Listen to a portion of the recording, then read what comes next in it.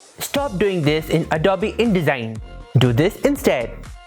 There are many features that you might not know about Adobe InDesign, which is why, most probably, you will end up making mistakes. Everyone makes mistakes, and InDesign is no exception. So, if you are the one making those less known mistakes, then this tutorial is just right for you. After all, we always learn from our mistakes and then improve ourselves. In this tutorial, I am going to point out top 10 mistakes that most people make while using Adobe InDesign. With that being said, let's get into it.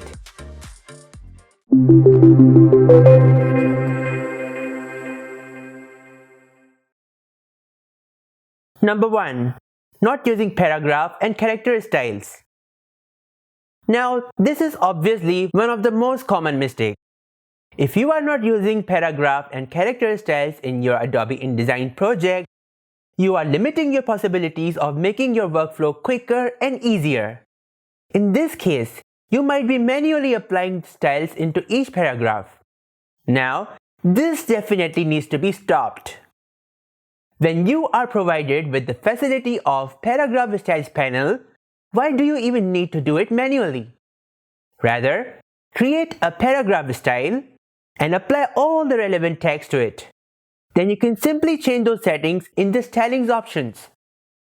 To learn how to use paragraph styles, I have added the playlist link in the description. Number 2. Changing the styles manually. I have seen this happen very frequently. You had already applied the paragraph styles on the text, but then you only want to make few changes to the words in bold or italic. All you will do is select the text and manually apply the italic from the characters panel. You might even size it up or change other settings. Now, see this plus sign next to the body text paragraph. This indicates there are styles more than the applied style. Never ever do this. Rather, create a bold and italic character styles in the character styles panel. Then apply the character style to the desired part of the text. Now see, there is no plus sign present next to the name of body text style. Number 3. Line breaks. A line break is a point where it splits the paragraph into two lines and does not make a new paragraph. Let's use a lorem ipsum paragraph as an example. Let's say you want each of these points in bulleted format. All you will do is select all this text and apply bulleted styles. Then obviously you will press enter to separate each of these lines into bullets. By the way, I created these bulleted paragraph styles in one of my old tutorials. I have added the tutorial link in the description. Now, what if you want this line to continue to the next line without forming a new paragraph? Obviously, you will press enter. Stop doing this from now on. Instead of pressing enter, press shift and enter together to bring the sentence to the next line without forming a bullet. This is called the line break. Number 4. Spacebar or tabs. Let's use the lorem ipsum paragraph, but this time I am using long sentences and breaking them into two paragraphs. Let's apply the bulleted paragraph style to them. Now, in this scenario, I have seen most of the beginners, they just place the cursor on the beginning of each line and press tab, so that all the lines have equal space bars. Stop right here. You don't need to do this anymore.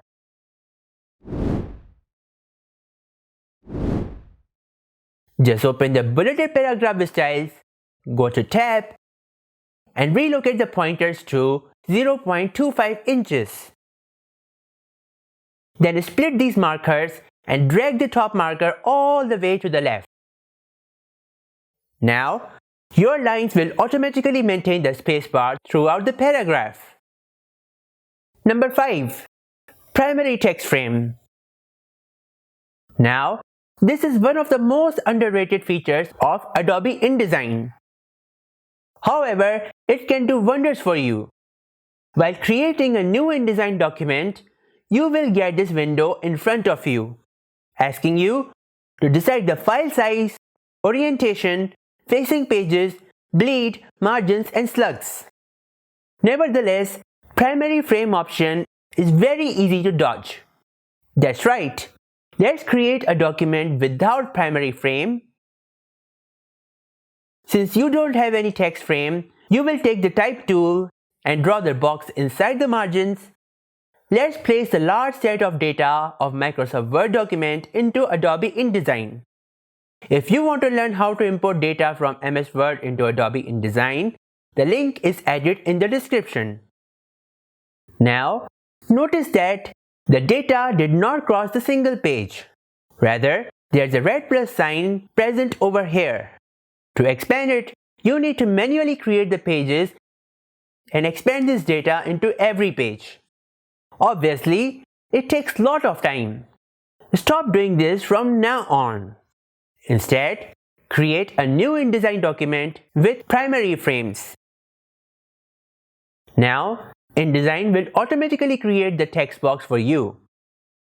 Let's import the MS Word file into the document once again.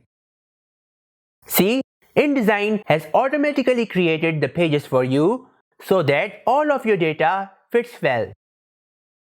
It saved your time with zero effort. Number 6. Adding the text and the images. Most of you guys just copy the text from the client's file and paste it on your InDesign document. You might use paragraph styles and get your work done. Stop right now. When you save your pasted content in Adobe InDesign, there is a risk of losing the data, especially when the file gets corrupted. You heard me right. InDesign saves all the images links rather than the images itself. You can find the links in Window, Links. Shortcut key is Ctrl-Shift-D. When you paste the images, InDesign receives no links of those images.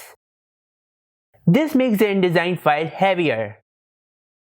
Even if you manage to recover the InDesign file, the text will recover, but the images won't recover at all. So whenever you want to add images, make sure you make the folder of those images and then import them into Adobe InDesign. Whether it's text, images, or any form of content, you should never use the copy-paste strategy.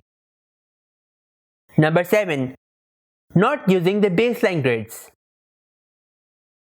I am sure most of you have read newspapers, brochures, and books in most parts of your lives. But have you ever wondered how these texts are always aligned properly, even though they are divided in columns? That's right. Most of you will add the title and images, and then distribute the body text into columns. But notice that not all of your text is respecting the baseline grids. Stop this as soon as you can. Whenever you place the content into columns, always use baseline grids so that all the text lies on the same line. If you want to learn more about this, make sure you check out my grids tutorial. The link is added in the description. Number 8. Making the boxes for columns. As a beginner, you might not know about adding rows and columns in Adobe InDesign. Most probably, you will use the Type tool and create boxes to function similar like columns in newspapers and magazines. Then, you need to stop doing this right now. Instead, you can create columns in many ways. One of the ways is to write the number while creating the document. But if you are already working on a document, then you should go to Object and Text Frame options. Shortcut key is Ctrl-B. Then you can write the number of columns as much as you like and the spacing between them. Number 9. Making table of contents manually. When using Adobe InDesign for the first time, creating table of contents manually is a no surprise. All you will do is write all the headings and subheadings and use the tab to write the respective page numbers. Then you need to stop doing this right now. Instead, use those paragraph styles to create table of contents. Then, whenever you move your headings to new page, table of contents will automatically update the page numbers for you. I will make separate tutorial on table of contents, so stick to my channel. Number 10. Adding page numbers manually. Most beginners think that Adobe InDesign is a logo designing software. Little do they know that it supports automatic page numbering feature. Usually, you guys write the page number on the footer of every page. Then you should stop. Instead, go to the master pages and write the page number over there using special characters. Then apply those master pages to the entire document. If you want to learn more about page numbering in Adobe InDesign, I have added the link in the description. So far, these are the 10 types of mistakes that beginners make using Adobe InDesign. Perhaps I will cover those mistakes in another tutorial. So, jump in and immediately start working on these mistakes, because that's where you will find the success and become professional. I hope you found this tutorial helpful enough to improve your skills. If you are facing any problem, you can always contact me through my email javasumro1988@gmail.com. You can also message me on my Instagram page javasumro studios. Subscribe me now if you haven't already. If you enjoyed this tutorial, smash that like button and share it with your friends. If you don't want to miss any of my future tutorials, make sure you hit the notification bell icon. I will see you in the next tutorial. Goodbye, take care.